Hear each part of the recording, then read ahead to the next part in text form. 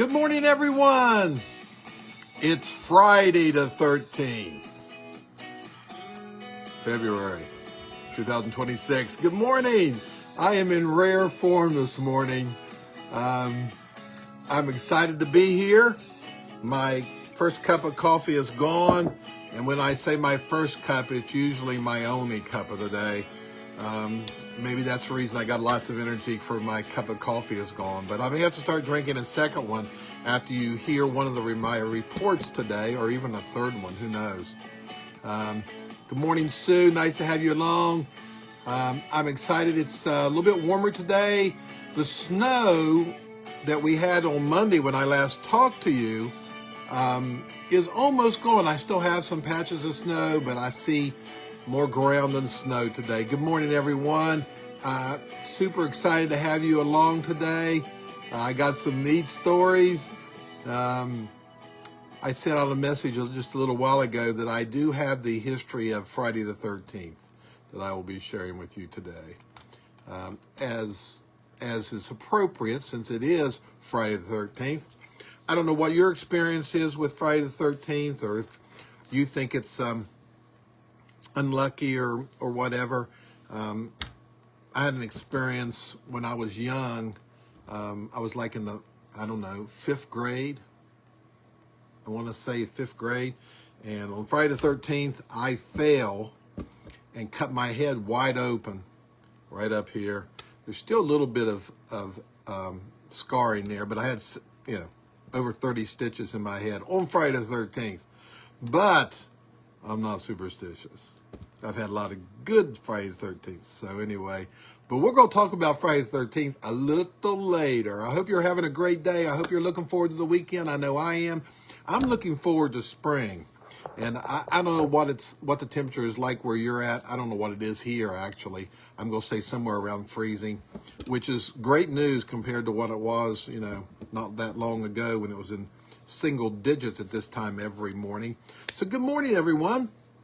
I hope you're having a good morning. I hope I have some morning warriors out there that are watching with me and with Sue that is with me. Of course, you can watch this anytime throughout the day, but it's kind of neat to watch it live, I would think. I get to see it live. Of course, I get to say it live. So this is podcast number 65. Yeah, wow, 65. I've been doing this for a little while now. I'm kind of getting comfortable doing it, which is good. And looking out my window, I think it's going to be a pretty day. I'm going to be traveling a little bit today, but not much. I got a few little things I need to do. And I hope you have some things going on this weekend. Tomorrow, today's the 13th of February. That means tomorrow is the 14th of February. So that means it's Valentine's Day. And Valentine's Day doesn't come on Saturday real often, but it's kind of neat that it does this year. I don't know if you have plans on Valentine's Day or not. I don't have any plans, per my wife yet. I've mentioned to her 2 or 3 times about some different things, and I won't go into any details. But she has, while I've tried to plan something for tomorrow, she has kind of put me off a little bit and doesn't. I'm sure we're going to do something, but I don't know what. And I can't wait till she tells me. Anyway, let's get started with the stories. I got several stories. Friday the 13th is at the end, or at the end. So I got some little tidbits of things that interest me. Ferrari is my first story. Ferrari has released images of their first all-electric sports car. Yep. Ferrari's making a electric sports car. I don't know. It just feels kind of weird to have the words electric and sports car in the same sentence. But hey, it's coming out this year, so get ready. Speaking of another vehicle, Cadillac is going to be racing at Formula One for the first time ever this year. And so that's kind of an interesting story. That is not an electric car, in case you're wondering. No, Formula One doesn't do electric, I don't think. Anyway, there are pictures out there if you want to see the, search Cadillac and Formula One. And it's a pretty sweet looking ride, I think. The pictures I saw. Of course, I don't do pictures on here much, as you can tell, but it's pretty neat. So if you're interested in that, check out the Formula One Cadillac coming to your home or to your TV soon if you're interested. Now, I got a real story. Yeah, I don't do a lot of real stories, but January job search, let me try that again. January job numbers shattered expectations. There we go. I got it out. Department of Labor showed 130,000 added jobs in January. Now, 130 may not sound like a lot, but the projection was 65,000. So they almost doubled projections. So that's good news. January's not known for creating jobs, and so they did some. So anyway, good news. There may be a good job year in this country. We'll see. Okay, my next story. A huge worldwide study has found a single group of bacteria named CAG70 that shows up in healthy people's guts. Yeah, I think in the membranes of their guts, but guts nonetheless. Now, using diverse approaches, the team looked for this footprint in over 11,000 people across 39 countries.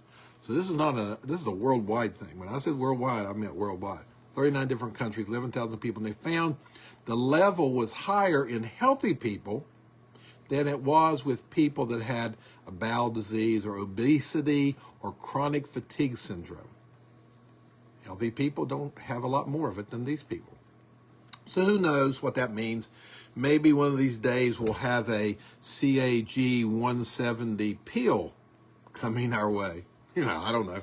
I don't know exactly what that means, but anytime they find something, now they got to figure out why healthy people have it and why these other people don't. And if they can figure that out, then they can supply the people with more of it and maybe help them with their obesity. Great. Everybody's looking for ways, not everybody. A lot of people are looking for ways to lose weight. Bowel disease is, I'm sure, horrible. And chronic fatigue syndrome. So maybe we can get some help there. So anyway, my next story is about coffee. Now, I got to tell you, my cup is empty this morning. I have drank my first cup, my only cup normally. We'll see.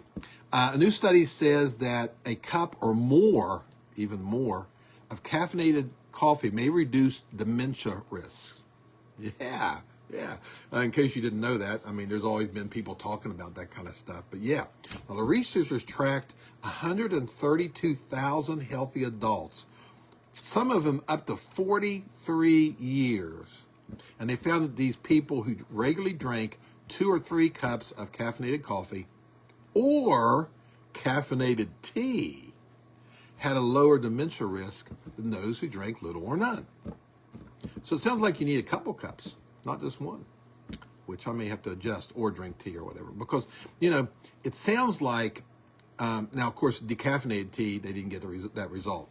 No surprise there. Sounds to me like it's not the coffee or the tea, it's the caffeine that, is helping people not get dementia as easily. And I've done some reports on this subject, and I think that, the bottom line is that we've known for a long time that working out physically was good for our body. But I think what we're learning is that working out mentally is good for your body.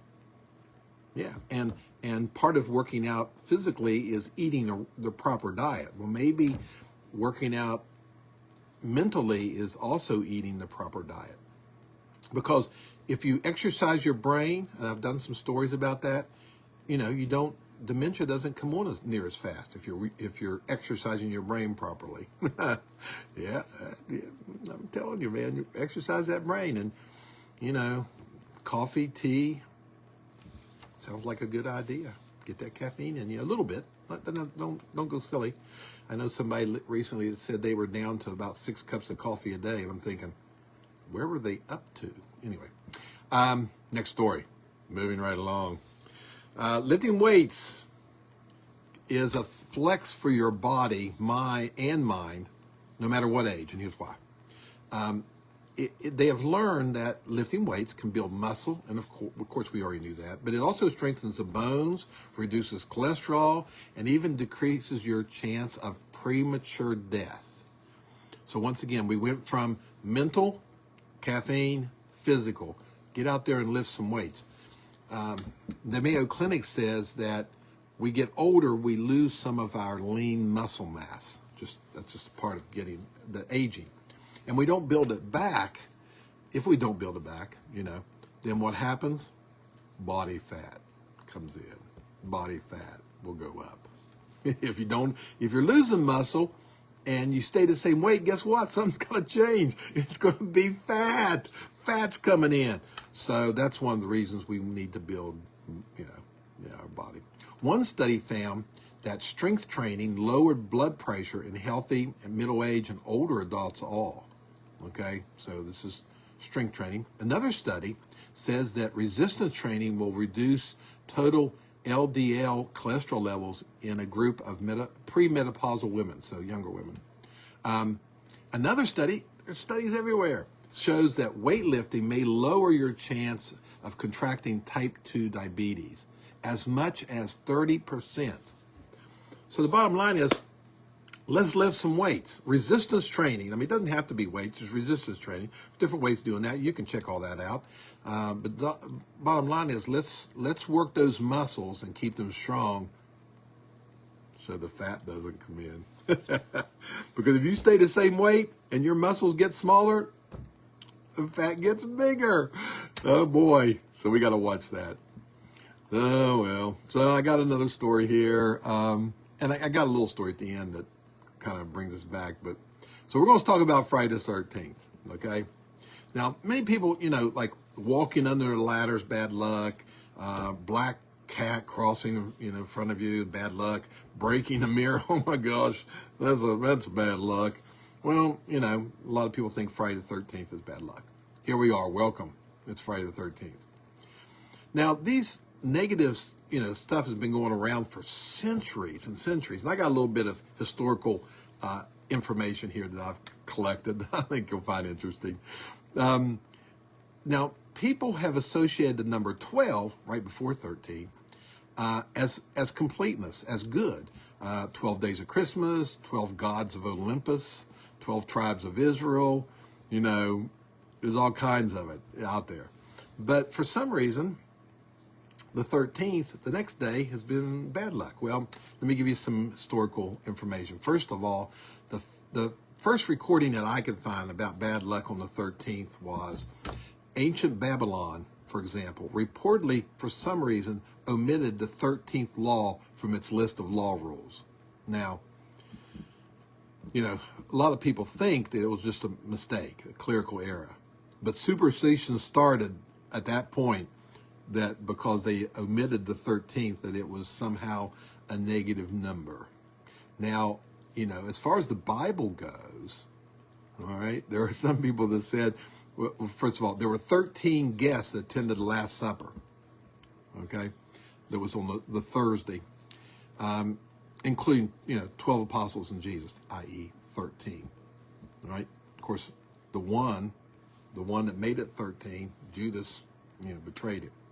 The next day was Good Friday, which happened to be the day of his crucifixion. So the seating arrangement at the Last Supper, they talked about that and how, they're just, that started to have some of that kind of stuff. Now, that kind of started some of the superstition way back then, but it was small. Now, what about Friday? Because those things don't add Friday. Well, Friday was... had a negative situation in Christian tradition also, if you think about it. Jesus was crucified on a Friday, right? Now, it appears, if you study the Bible, that Adam and Eve ate from the tree on Friday. And it also appears, by reading it, that Cain killed Abel on a Friday. So there's some connotations there with some people. Okay, so it kind of started, in Christian tradition. There's been some people that have kind of tried to grow that up. Now, in the late 18th century, a New Yorker named Captain William Fowler tried to get rid of this 13 fear thing, okay? He founded an exclusive society called the 13th Club, okay? Now, this is like, way back, like, I don't know, sometime in the mid-1800s, whatever. Now, this society, they would dine regularly on the 13th day of every month in room 13 of the Knickerbocker Cottage.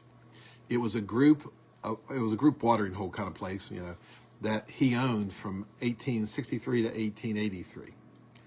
So they would go on the 13th, meet in room 13. They would sit down to a 13-course dinner, okay? And to get to the dinner, they put this ladder up, and you had to go underneath the ladder, okay, to get to the 13th-course dinner. So this group was not just like some little piddly thing. There were 4 U.S. presidents that actually were part of this group. Chester Arthur, Grover Cleveland, Benjamin Harrison, and Theodore Roosevelt at some point was a part of this group. So he attempted to get rid of this superstition, but we know it didn't really work. Now, the next important thing that I found in the history of the Friday the 13th was Thomas William Lawson published a novel in 1907. What was its name? Friday the 13th. 1907, he published that novel. Yeah. Now, I don't know how many people read that novel. I don't know how popular it was. But at some point, somebody picked it up, and in 1980, they made a horror movie called Friday the 13th, which most of you have heard of, if not watched. Now, what Friday the 13th in 1980, the movie introduced us to a hockey mask-wearing killer named Jason. I've never seen that movie, incidentally. I'm not into horror. But I'm sure there's lots of people that will watch this that have seen it. And some of them will say, great movie. And maybe it was. I don't know. I haven't seen it. No opinion. But anyway, so what really happened there is that continued the Friday the 13th superstition, just exploded it in the 1980s. And it continues today. People still are wary of Friday the 13th. Now, I have some good news that I'm going to close with on Friday the 13th. Krispy Kreme. Everybody knows who Krispy Kreme, the famous coffee donut shop that, coffee donuts, they kind of go together. So they're trying to put good luck back in this, okay? Especially on this weekend, Love Department coupon. So they've come up with a coupon giveaway on Friday the 13th, today, okay? If you're watching this today, and if you're not, you missed it. They are giving away 13,000 free original glazed dozens of donuts to randomly selected guests at their participating stores. The coupons will be given away randomly to customers throughout the day. Okay, so 13,000, the number 13 on Friday the 13th, are going to get a free dozen of glazed donuts. If you're one of the lucky ones, you could be one of the lucky ones. So it's a great campaign for them, because people will go in and order glazed donuts hoping that they are one of the lucky ones. So if you feel lucky today, you want to stop in at Krispy Kreme and order a dozen of glazed donuts, and who knows, they could be free. So anyway, listen, I hope you guys have a wonderful weekend. I'm looking forward to the weekend, but I'm looking forward to being back here Monday at 7:30 a.m. to fill you in on all the great news between now and then, and a lot of fun things. So be blessed. Have a great weekend, and I'll see you Monday.